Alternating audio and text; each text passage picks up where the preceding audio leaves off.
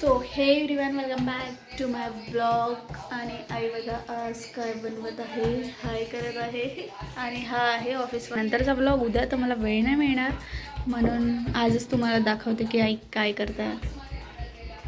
तो यहाँ बना है गरम गरम बेसन. कशाचं बेसन आहे? आई तुला कोणी शिकवलं भाकर बनवणं? मला काही शिकवले मी आपण जोरात बोलतो जा, थोडीशी आवाजच नाही येत. अगं मला नाही कोणाला शिकवायची गरज पडत, मला स्वतःच येते.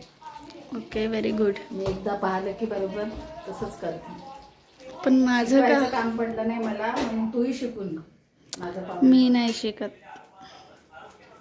तू आहे ना. मी का तुला नेहमीसाठी पुरणार आहे? हो. भाकरी करून खाऊ घाल. नाही, पण मला भाकर नाही आवडत ना. एखाद्या वेळेसच खातो आपण भाकर, रोज थोडी खातो. तर आज मी लवकर आली. तुला कसं वाटत आहे? चांगलं वाटतं.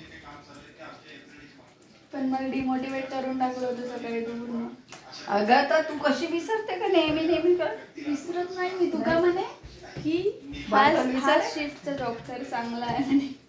ठीक आहे, 10-12 तास बाहेर. आठवण ठेवायची ना, आपला डब्बा घेतला काय करायचं. तुझंच काम असते.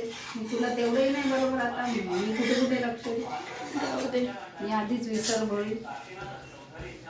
आता तुझं एवढं प्रेमच नाही राहिलं. नाही,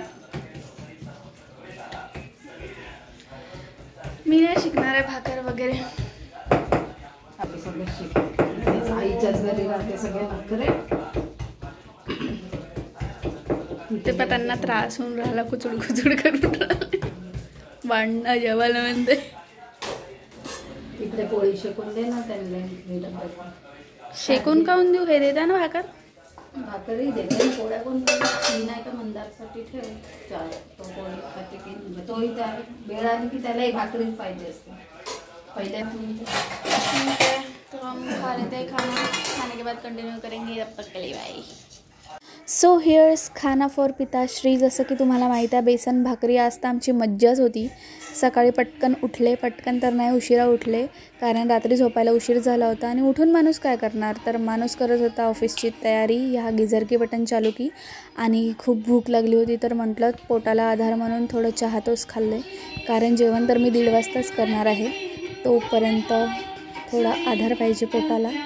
आणि इथे निवांत बसून तारक मंत्र ऐकता मस्त चहा बिस्किट टोस्ट खाल्लं आणि आईसोबत गप्पा मारल्या. नंतर लगेचच रेडी होऊन निघाले. तर आज आपले अँग्री बर्ड पिताश्री हमको बस स्टॉप तक छोड़ने आने वाले थे.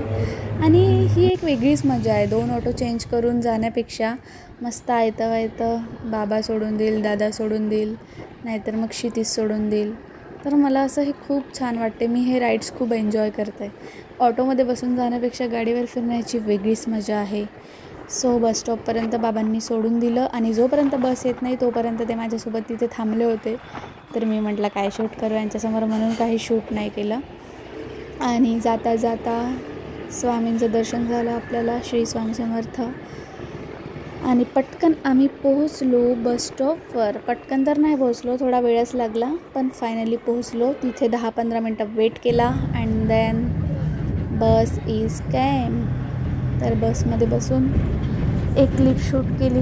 मला काही कळत नाही की आता मी काय करू. ऑफिसमध्ये तर आम्हाला अलाउड नाही. तर तुम्ही मला सजेस्ट करा विच काइंड ऑफ व्हिडिओ तुम्हाला पाहायला आवडतील, की मी असं बडबड करते हेही तुम्हाला चालतं. सो मी त्या अकॉर्डिंग व्हिडिओज़ बनवेल.